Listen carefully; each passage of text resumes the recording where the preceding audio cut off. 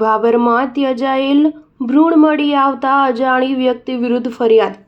ભાભરમાં એક પુરુષ ભ્રૂણ મળી આવતા આ ભ્રૂણ હત્યા કરનાર, હત્યા કરાવનાર તેમજ ખુલ્લામાં ભ્રૂણ ફેંકી દેનાર સામે ફિટકાર ઉઠવા પામ્યો છે। તારીખ 22/3/2025ના મોડી સાંજે આશરે 9 વાગ્યાના સમય આસપાસ ભાભર જૂના સ્મશાનના સ્થળે એક બાઇક ઉપર ચાલક તથા એક મહિલા આવીને સ્મશાનમાં આવેલી પાણીની ટાંકી નીચે ખુલ્લામાં એક નવજાત પુરુષનું મૃત ભ્રૂણ નાખી દેતા નજરે ચડી ગયું હતું। સ્મશાનમાં હાજર કેટલાક યુવાનોને આ મહિલા ભ્રૂણ ફેંકતી મહિલા નજરે આવી ગઈ હતી। સ્મશાનમાં હાજર યુવકોએ ભ્રૂણ નાખનાર મહિલાને શું ફેંક્યું? મરેલું કૂતરું, સાપ? તો મહિલાએ જવાબ આપ્યો કે મરેલ બાળક છે, તે બહેનને અહીં કેમ ભ્રૂણ નાખો છો તેમ પૂછતા તે ત્યાંથી જતા રહ્યા હતા।